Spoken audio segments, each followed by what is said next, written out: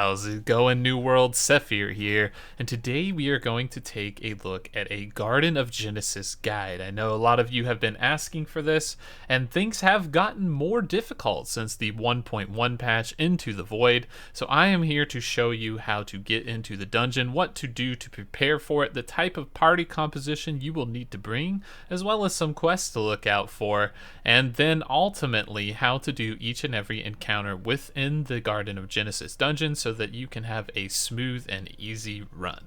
So first we will go ahead and start by saying there are two quests that will give you a tuning orb each, and these quests are located within the Shattered Mountain questline and the Eden's Grove questline. The quests are going to be called the Ultimate Blight Defense and the Anguine Anguish, which I will link down below in the description so that you can check those out and work towards those so that you can get your free 2 Garden of Genesis tuning orbs and also get some nice rewards from those quest lines as well. There is a hammer with shockwave on it and a couple other goodies along the way. So with that being said, we will now talk about the pre-setup for Garden of Genesis. So we're going to go ahead and discuss this, and then after we'll dive into the actual mechanics of the dungeon itself. So the first thing that you're going to want is going to be trophies within your house. As you can see here, we'll type in Angry for Angry Earth, and we can see that there is a minor combat trophy. This is going to give you 3% damage boost to fighting Angry Earth enemies, which is all the type of enemies inside the Garden of Genesis. You can have 3 of these trophies active, 1 in each of the homes that you own, so you're going to get a 9% damage buff just from having these up, which is very, very handy. If you upgrade to the basic trophy, that will give you 4%, and if you upgrade to the major one, which I haven't seen yet because there is an item called Glowing Sap, which I don't believe is in the game currently. Maybe it is. If you found it, comment down below. But if you do manage to get that major trophy, that will give you 5%. So you can have a total maximum of 15% damage bonus, which can be quite a lot.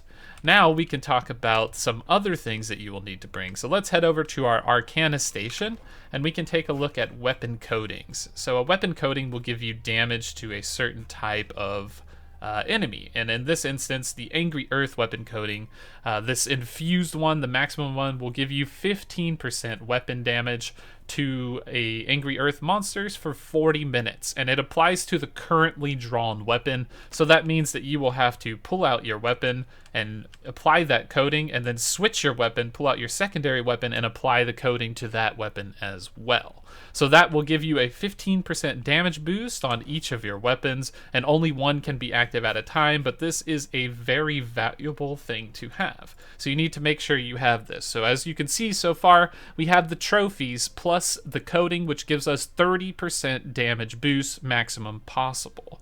If you cannot afford the max rank of this, you can also look at some of like the powerful coatings, which are a bit cheaper, and some of the other ones going all the way down. Something is better than nothing, right? And the damage difference is not too much. As you can see, this powerful one is 13% instead of 15%, so every little bit will help you out.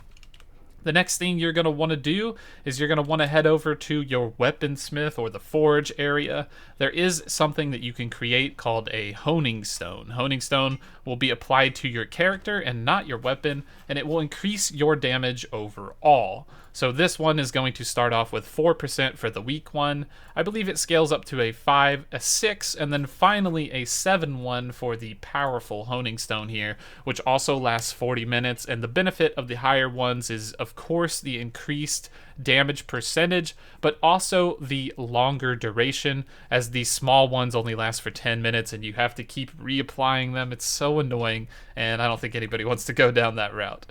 So now that we've had this in place, you will have a very nice damage boost going on there that is going to be a total of 37% damage. So you're getting really close to ramping your damage up. And now this is where we're going to talk about party composition. And party composition is very important.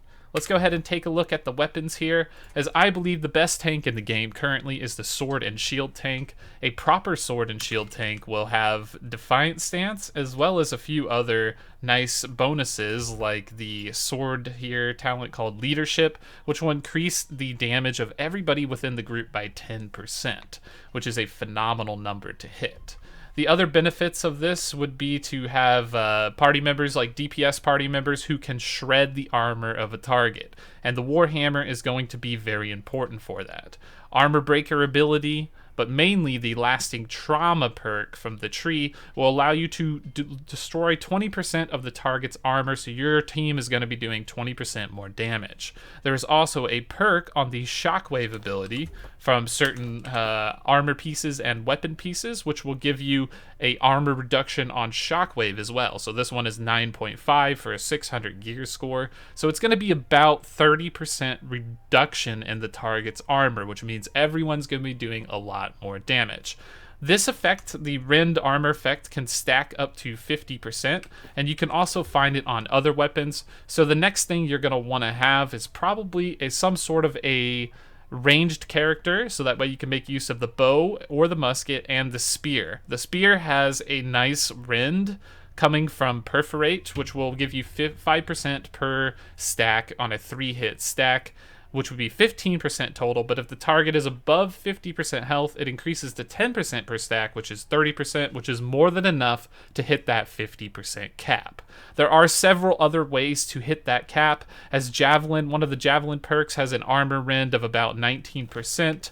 There also is a armor rend on the Void Blade, which is another key component that we will talk about, as the Void Blade's auto attacks for the melee weapon will also shred by 5% per stack. So there's tons of ways to get that percentage, but the point is that you want to reach 50% reduction in the target's armor at all points in time.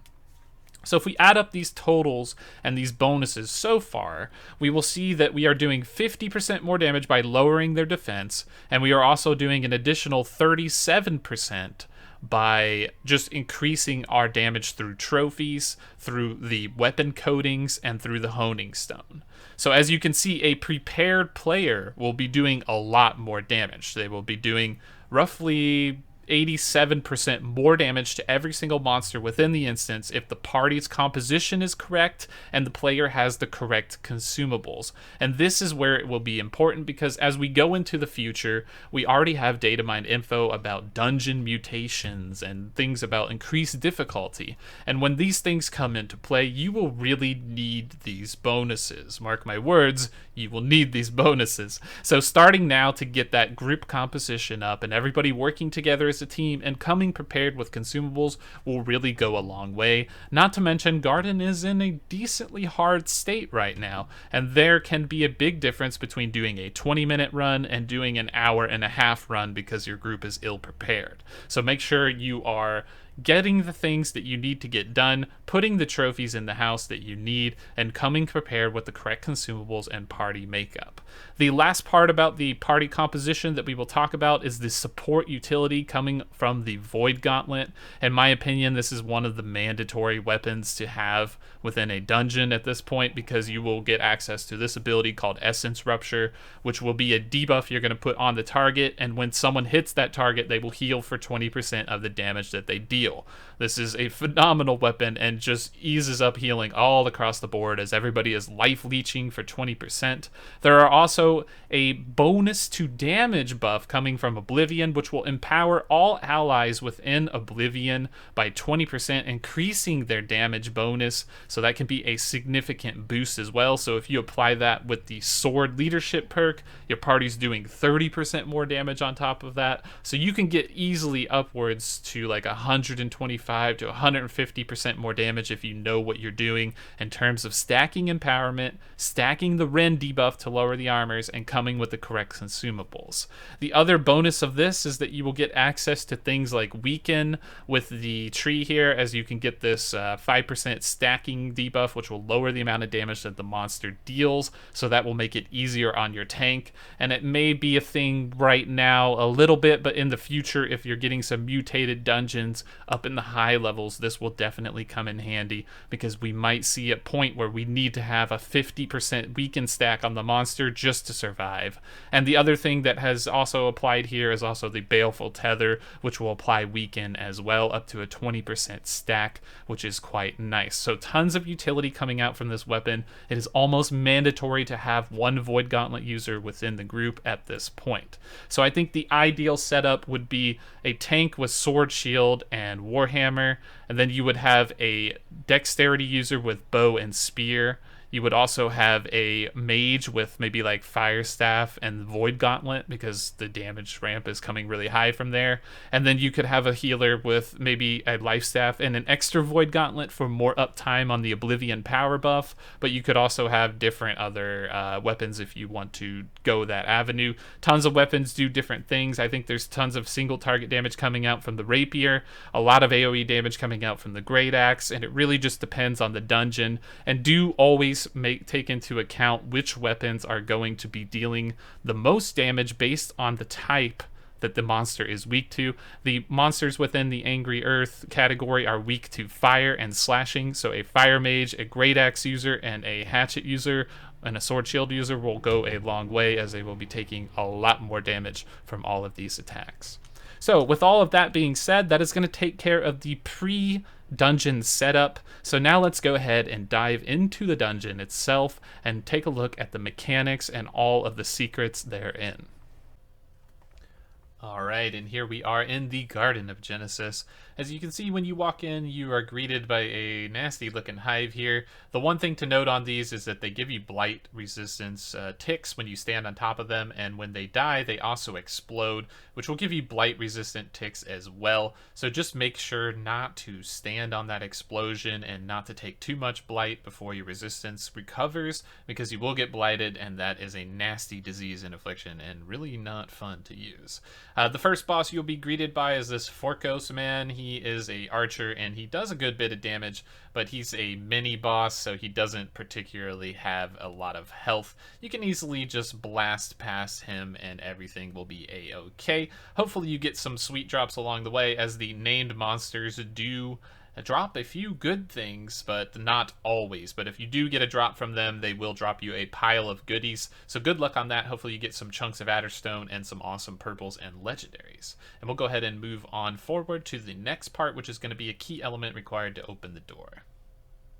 Okay, and once you get past that archer, you simply go to the right, down the stairs like we just jumped off previously, and you fight a few monsters and you get up ahead to this infested covered wall. You will pick up this item called the Concentrated Blight from the little pile there that I just mined, and you will head back up the original entrance, up the stairs, and going up towards the right this time, as the door path will now be open to the next room, which is going to bring you to our first real boss, this giant looking mushroom face guy. Yeah, he's very weird. You enter this place called the Nursery, but don't be too scared. This guy is not overly complicated or challenging. As you can see on screen here, we have our friend Taxodius. Yep, that's my best pronunciation on that one. We're going to start off by shredding his armor and putting that debuff on for my group, and the main thing that you want to worry about is his stamina bar. When his stamina bar gets down, he will be stunned, and you will be able to do big DPS on him. His few mechanics is he'll reach out and try to throw his arm at someone. He will pick up a giant log and attempt to chuck that at someone. And he will occasionally summon a random monster that dies very fast. So no need to worry on his mechanics, as he is quite easy. The only thing you may want to be wary of is if he starts attacking the tank, he will sometimes throw a powerful overhead swing. The normal swings do not do a lot of damage, but the overhead will cause a lot of damage. And the final thing is, do not fight him in the middle, because that little pool there is blighted. And if your team gets blighted, you might be in some big trouble. Hopefully you guys will get some awesome drops from him, as he does have guaranteed drops all the time. And he does give quite a lot of coins, as you can see, 288 there, and I did manage to get a legendary armor piece. Make sure to grab the chest up ahead, and you guys will be on to the next section of this. And do keep in mind that this garden guide is on the newest patch. So this is 1.1 the Void. It is going to be the patch where things are harder. So you may have done garden before and it might be easier. It is now hard. So keep in mind that some of these things will be a little bit different. So we'll go ahead and grab the checkpoint and fast forward on to the next area. After moving down the stairs and defeating a few monsters, you will come up to another boss named Gorgyri. Gorgyri. Okay, somebody tell me how to pronounce that one. That one's hard. He is a mage of some sorts. He likes to shoot little hyper beams at people and knock them back, but he can be stunned, so you can simply interrupt a lot of the things that he does by just stunning him or staggering him. He's very simple. He's just a named monster. He's not a big boss. As you can see, he was interrupted there again. He does drop some good loot, so hopefully you grab that. And the most important thing is you need to purify that corrupted seed that you picked up before and get the Azoth seed, which you will take to the next area up ahead. As you can see, we're going to clear out a few mobs here, and this is something I would recommend because a lot of teams just jump straight forward into the next part and plant the seed in the middle, and they don't realize that there are mobs around the side, and then a bunch of mobs come in and they get overwhelmed and it's no fun. And that's something you want to be on the lookout for. So we're going to take the time to clear out this room, but the base idea and concept is that you would plant the seed in the middle there, and as you can see, these creepy ads on the side that just kind of wait over here and make sure to take them out and get those taken care of.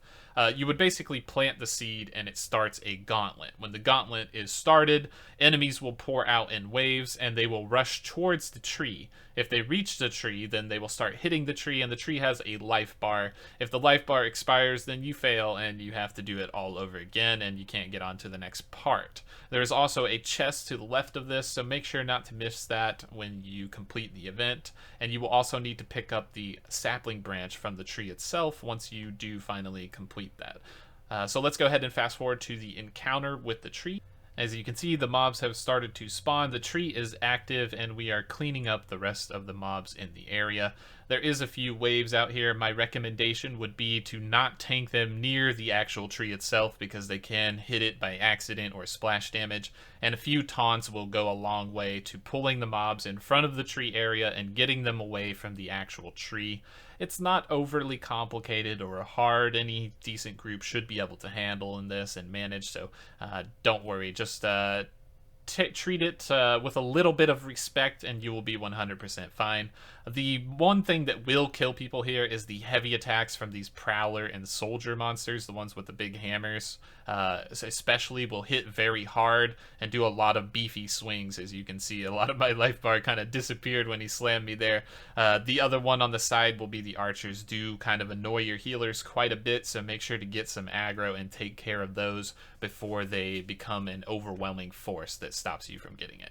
So as you can see here, we have completed the event. We are going to walk forward and get the sapling branch from the tree. It seems that multiple people can pick this up, but you really only need one, and it's going to be for the next part of the dungeon. Make sure to grab your treasure chest on the left and you will be on your way to the next name monster.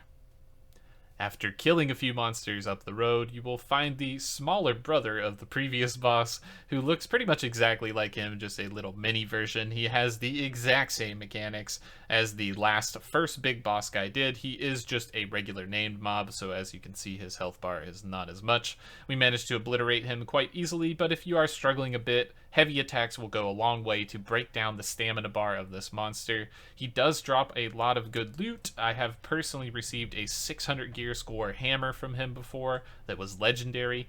So yeah, keep an eye out for this guy. He definitely has some decent things here. Moving on to the next section, you will have a small checkpoint, which will bring you to our second boss of the dungeon. This guy is a bit of a doozy. He can be very tricky and complicated. His phase 1 will start off by him simply doing a series of attacks. He has a 1-2 side swipe combo and an overhead hit, as all bosses in this dungeon generally tend to have. He will attempt to launch his arm out and attack ranged opponents, and that's about it for the first phase. So my recommendation would be to do as much damage as you can and get those armor shreds on him and start burning him down. Once he reaches a certain threshold or a certain amount of time, we're not exactly sure which, he will jump into the middle and start his next ability. So his next ability will be a channel. He will run to the middle and start to channel an ability. He has a stamina bar, and if you do not deplete that stamina bar, he will full wipe your entire group. No exception. Everyone will die. When he goes to the middle, he will create a a ring of vines or branches, which will lock anybody out who's not into the middle. So as we can see here, this is him attempting to run into the middle. So the best way to handle this is to have you, another melee DPS, and the healer on the inside, while 2 range or 2 DPS take care of monsters that will be spawning on the outside. As you can see, we quickly deal with his stamina bar, and he is taking a lot of damage. The only other mechanic would be that small mushroom that just spawned. If the boss manages to get near that or eat that, apparently he powers up, although I've never seen it. We generally just kill it really fast because it dies in one hit, so no worries on that one. There are a few things to be aware of in this arena when you're fighting this boss. There's a swarm of bees, which you can see is doing quite a lot of damage to me and is very nasty.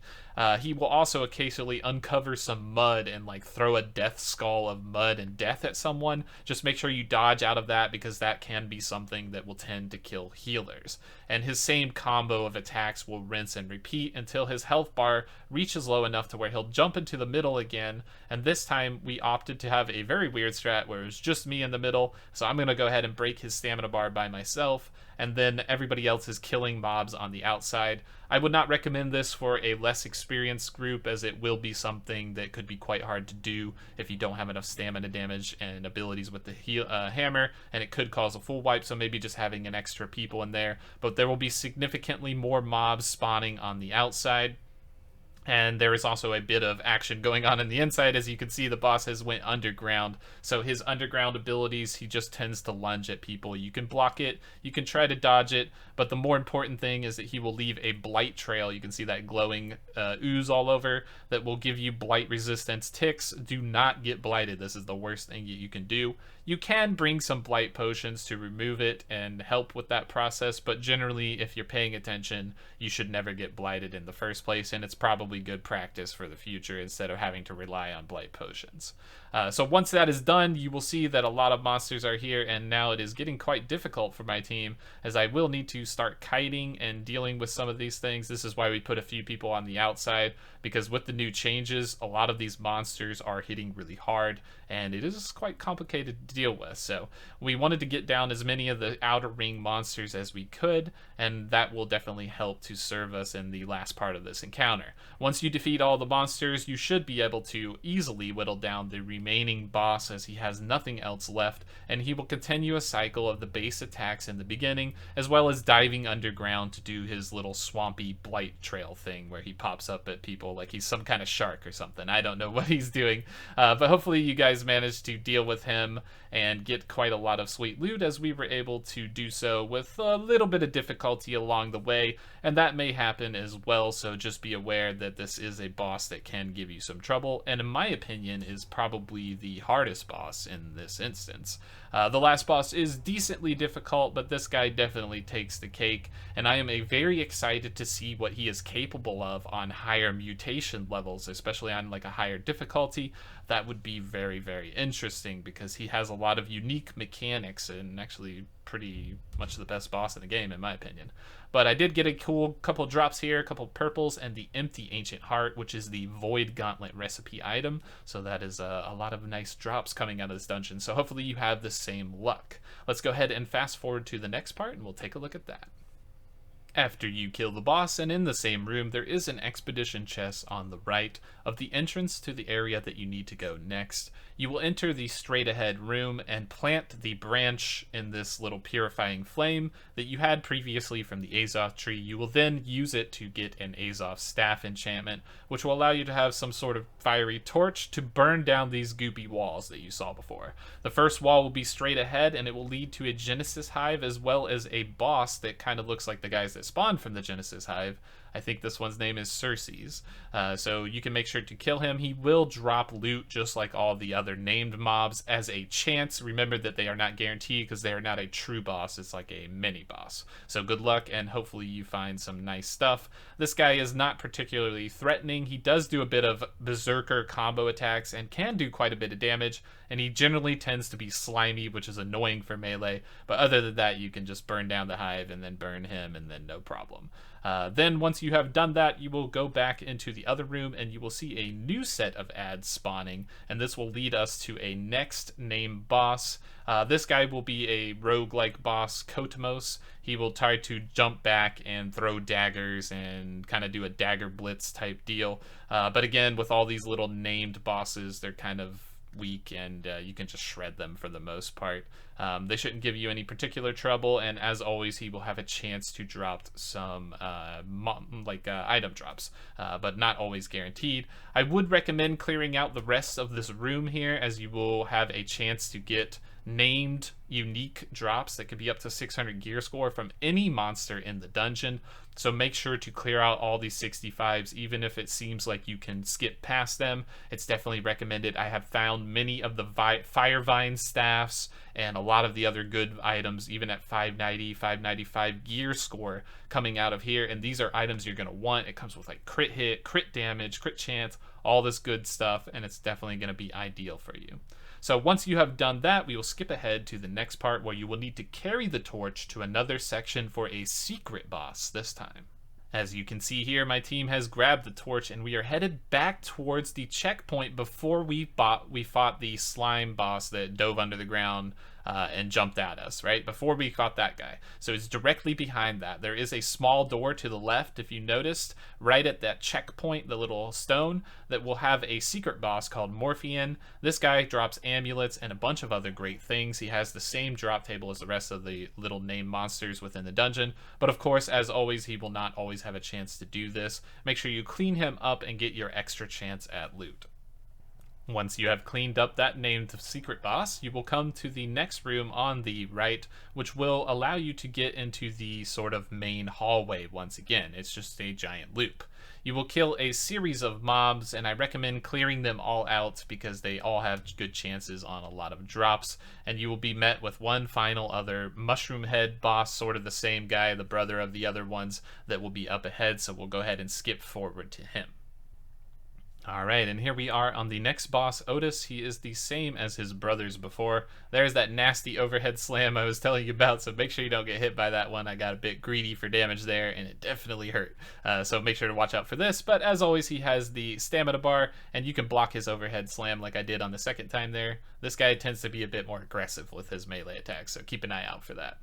Make sure to not pull him with all of the monsters that are in front of him. You can pull the monsters in front of him first. And as you may have noticed, we only had 4 people here. One of our guys was going back to get the torch, but he gets back just in time to be in range for the boss drop. We generally tend to do that as you need to go back to the previous room, grab the torch, and then walk all the way up here to burn this wall, this goopy wall. But do not stop there, torch guy. Do not drop the torch. You need to go up ahead a little bit further and touch the brazier up ahead that will allow you to deposit the torch and unlock the chest directly to the left of the brazier. So make sure to check that one out, and hopefully you get some good loot from that. And from there, we will enter this room, which has a series of mobs that you will need to kill. We generally start on the left and we go with the goopy pile here, and once we deal with that, there will be 2 bosses, a archer and a heavy hitting mace user. So we'll go ahead and skip over to them and see what they're working with.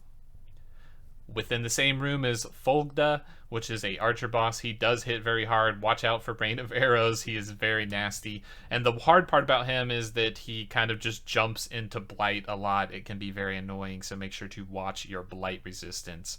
He's very easy for the most part, so hopefully you can get some great drops from him. And as you run up ahead, directly next to him is going to be Barder, which is a Warhammer user. Make sure to stun him at the start, as he does tend to use the same ability that a lot of the other Warhammer mobs use. When you first see them, they try to like raise their arm up in the air and cast some sort of spell that gives them damage reduction. If you can stop that, then he will die a lot faster, and he won't have that sort of like defiant stance rolling on him the whole time. Once you've killed both of those guys, there should be an expedition chest here, and hopefully you don't have any cheater hacker mobs like this guy that we just can't kill. So we'll ignore him and pick up the chest anyways. And once you've grabbed the chest, there are 2 other mobs up the hill that you can take care of before you head into the final room of the boss. And when you head into the final room, make sure you touch the stone before you go in there. Please do it. And here we enter the final room, which is going to be of the Garden of Genesis last boss, you will touch this stone directly to the right. You have to get super close to it. It's very picky. And if you don't touch it, you will respawn back in the worst place possible. So make sure that you do not do that, as if you do wipe, you will be spawning very far away and have to make a long and sad walk back. So as we cross this bridge here, we will be met with the last boss. Is a plant lady who tends to sprout out of the ground. She has a few abilities in her first phase, which we will talk about here. Make sure to wait for your team to cross the bridge, as this bridge does disappear when you walk up and start the encounter, which could cause you to get a false start and have to wipe it. So make sure you don't do that, or worse, drop somebody off the bridge and get them killed. So as you can see here, the boss will spawn. I generally tend to go behind it and start off with a decent attack and try to get in a little bit of aggro, as you will probably want to taunt very soon. The first mechanic is going to be that laser there, as you will take that off to the side. It generally tends to target any ranged person, but that is going to sometimes happen to melee. So if you do get that laser channel beam on you, make sure to run to the outer ring, as it will drop a nasty puddle, which will do tons of damage. As you can see here, the boss generally has a couple of melee moves. I am dodging every time she does an overhead move, as this will completely break your block and deal damage to you and leave you in a vulnerable position for her to start meleeing you. So make sure you do that. The general strategy for this boss as a tank is going to be block the 1-2 side hit and then dodge the overhead slam. She sometimes can overhead slam 2 times in a row, as we saw there, so be very cautious of that. Once you have done enough damage to her, she will disappear under the ground and appear randomly and deal damage, so make sure to either block that or dodge out of the way, and she will summon 2 adds. The adds will simply just do a little bit of damage, so make sure you deal with them swiftly. And as you can see there, the melee was cast on me, or the laser beam was cast on a melee player, so you do have to be aware sometimes and dodge out of that. Once you have entered this phase, she will also drop a lot of rocks and various things, so make sure that you will be dodging those. They will be used for a mechanic later. She will start channeling a spell which requires everyone to hide behind a rock out of her line of sight, or else you will automatically die.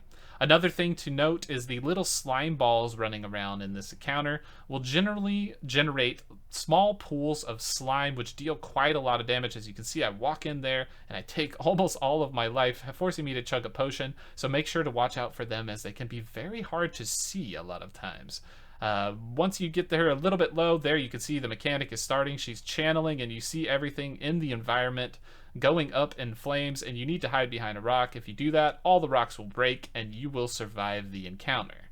And that is pretty much it. She will rinse and repeat this cycle over and over until you kill her. So we will go ahead and fast forward to the loot. And here is the boss and the final moments, as you will deliver the finishing blow and collect the loot within. I hope that you guys get a ton of great drops, as there is quite a abundance of good items to be found from this boss, and it's particularly in the Garden of Genesis. In my opinion, a lot of the best items in the game come from this instance, so you will get quite a lot of gold and some sweet drops as well. So hopefully you have the same good experience that I had coming into these dungeons, and I am excited to see what happens in the future in terms of the mutations and the dungeon difficulty increasing, as I do enjoy a lot of these mechanics and would love to see them put into better use, and even things demanding more consumables, more try-hard compositions, and a lot of cool things like that. So once again, if you did find this content helpful, make sure to consider subscribing, liking, and hitting the bell down below. We also have a join button which will allow you to become a member of the channel, and a Discord in the description link down below where you can ask me questions and talk with like-minded players about New World in general. Thank you for your time, and we will catch you in the next video, everyone.